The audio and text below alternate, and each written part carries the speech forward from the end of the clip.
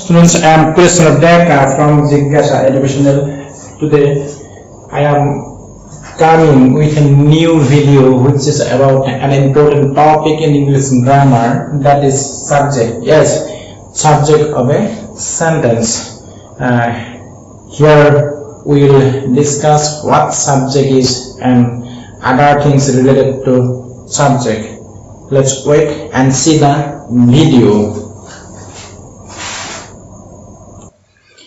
According to Oxford Advanced Learners Dictionary, a noun, pronoun or noun phrase representing the person or thing that performs the action of the verb, that is a main verb.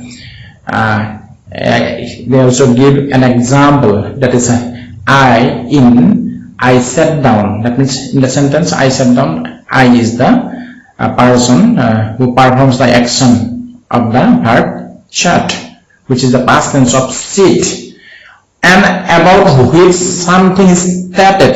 The example is the house.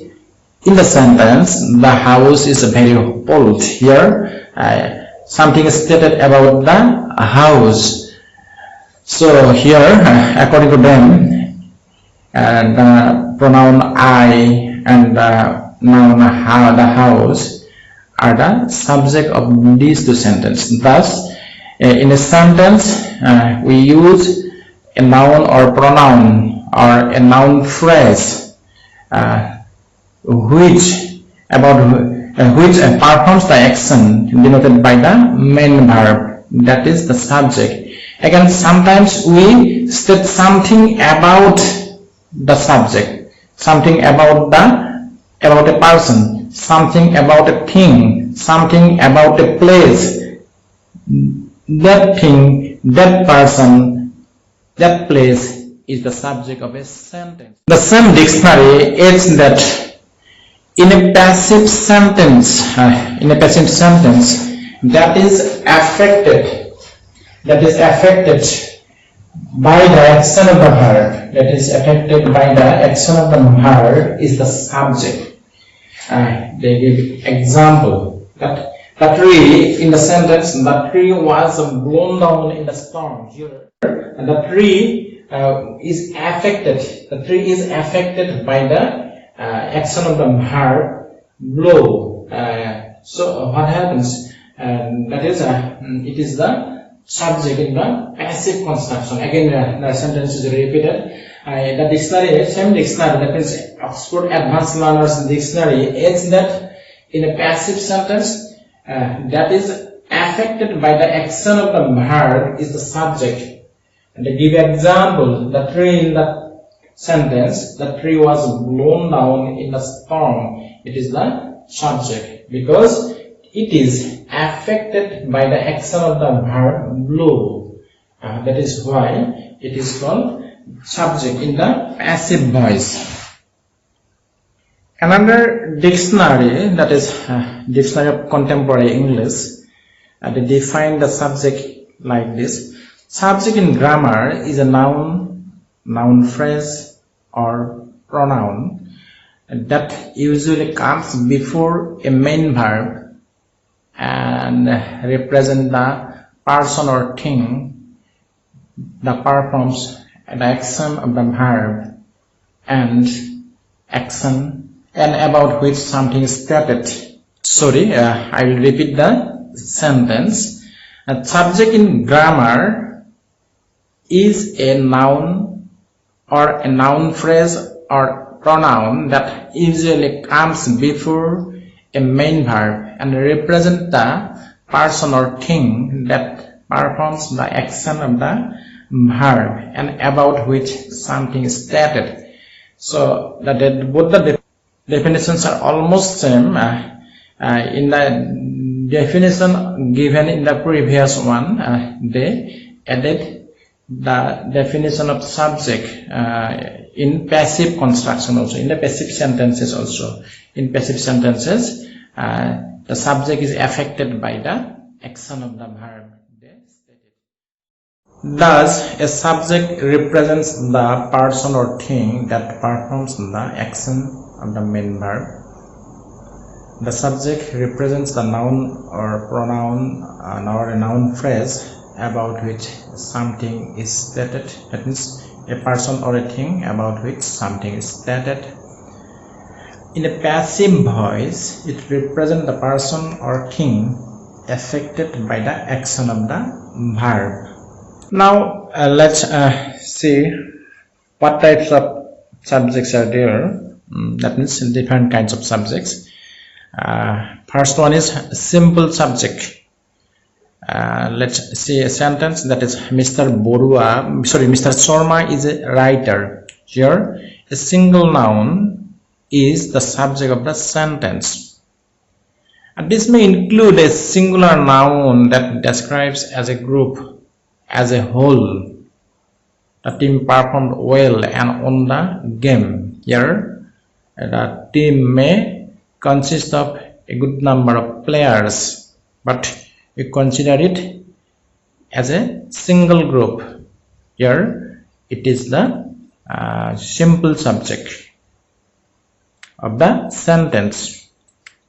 Another sentence is the committee accepted our proposal. Here the committee is a group of many members, but it is considered as a single noun, so we may call it a simple subject.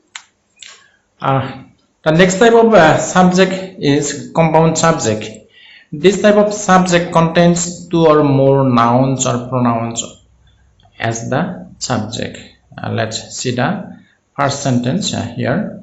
First example, Neha and Minu are sitting in the room. Here two girls, Neha and Minu, are sitting in the room. These two nouns are combined with a conjunction, that is and.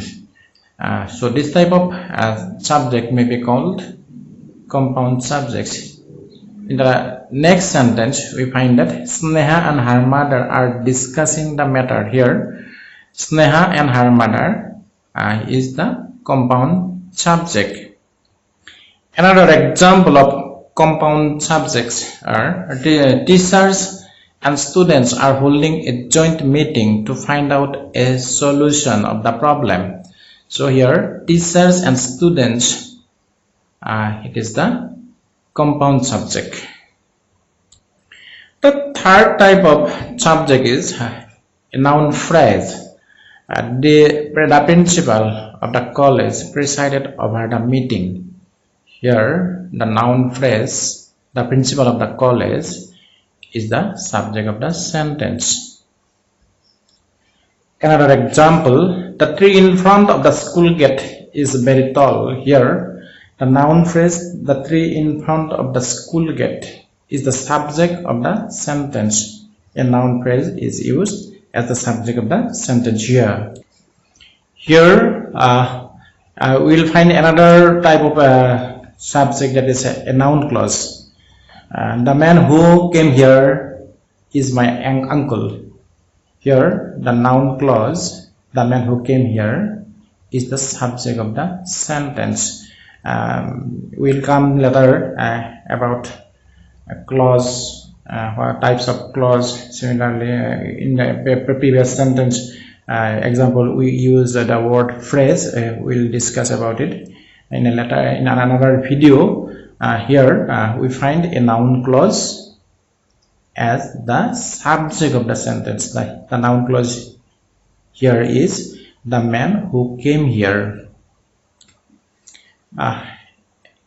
Another sentence, the place where your brother lives is very beautiful. Here the noun phrase, the place where your brother lives, is the subject of the sentence.